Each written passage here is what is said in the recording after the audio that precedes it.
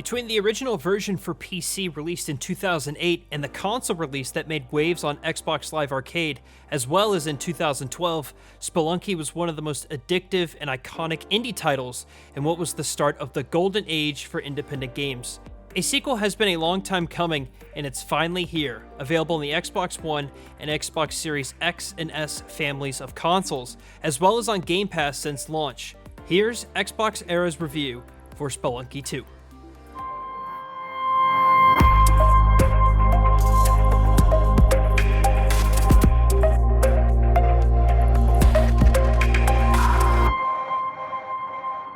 For those not familiar with this game's first installment, it was one of the first beloved and recognized roguelikes, one that ended up inspiring other classics like SteamWorld Dig games. The player, a miner, needs to dig deeper and deeper into different biomes, fighting creatures, avoiding traps, trying to obtain better gear, and strategically using ropes and bombs to climb around and destroy parts of the randomly generated grid-based levels.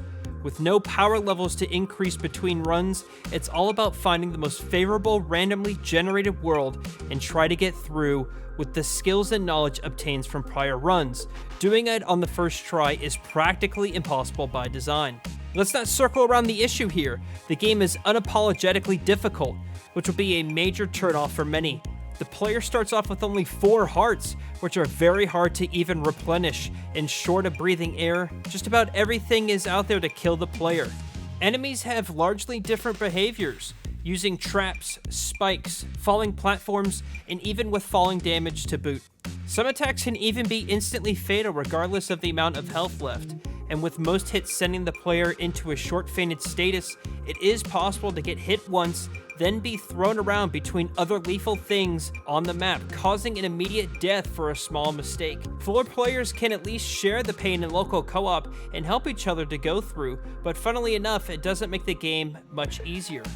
All of this can be partially countered by understanding each enemy's patterns, attacks, but also by acquiring new items. These range from clearly offensive weapons like shotguns and boomerangs to utilities like a pickaxe that allows us to break through any block, a parachute to break fall damage, and so on. What never really comes around in this game is extra resistance. No matter what you get, the player is still very vulnerable to things, so touching a spike trap or lava is still an instant game over no matter what. This is far from a typical power fantasy progression. At all times, the player has to keep walking on a tightrope, on fire, blindfolded, with a tornado nearby. Risk versus reward is the solution to it all, really. Destroying items, fighting enemies, and exploring can net more bombs and ropes to use, but most importantly, more gold, which can then be used in shops in exchange for items, or to play challenges and minigames with all kinds of material rewards. Players can blitz towards the finish of each area. Doing so minimizes the risk of death, but it also means that the player can never really get better tools and equipment to get out of messy situations later on, making an already hard area nigh impossible. As such, players can even attack shopkeepers or steal items, which can make all future sellers become a menace. Is it worth angering NPCs that can kill us with a single shot for a good item? That's the kind of decision players will have to make every single run. Spelunky 2, much like its previous episode, is not quite like the roguelikes that we're used to nowadays. There is, in fact, no skill, upgrades, or items that can be implemented between runs to make further attempt easier.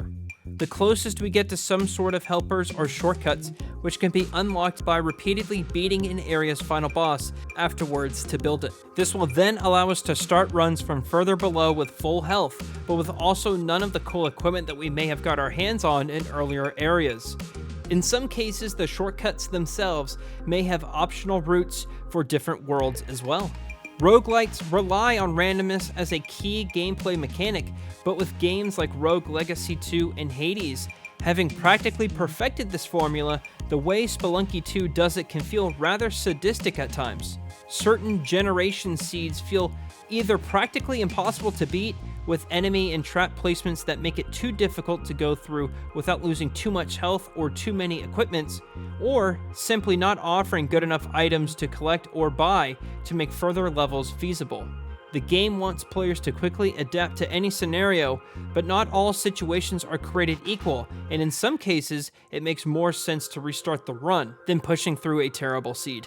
The other key problem is that the controls and general hit detection, while serviceable, aren't always precise enough for the surgical accuracy Spelunky 2 constantly asks from players. Grabbing ledges where there's only one block of height, dropping from high locations towards small holes, landing on enemies' heads, and such often either result in hilarious or frustrating mishaps, breaking potential amazing runs in the process.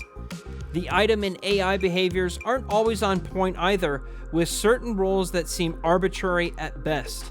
To make an example, for dozens of attempts, I used my own ropes to hide away from angered shopkeepers after attacking them, as they never were able to climb those for some reason. The amount of rules, exceptions, and scenarios to keep track of is simply excessive, and the game itself can appear to bend them at will occasionally. This was an issue with the first game as well, to be fair, a game that has been iterated from upon here, so the few shortcomings of said installment haven't been fully addressed. These are, however, part of the inevitable trial and error of a roguelike. As frustrating as it can be, it always takes no time and effort whatsoever to restart and try the run again. Speaking of fast, Quick Resume is also brilliantly implemented in this game, as it loads instantaneously into wherever we left off.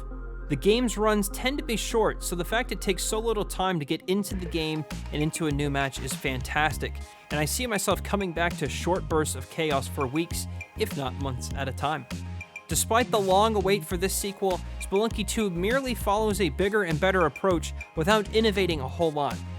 Bigger variety of areas, enemies, and items and challenges, but without upgrading the gameplay to stay on par with some of the more precise 2D games of our age, such as Celeste or Dead Cells, and continuing to rely way too much on favorable random world generations.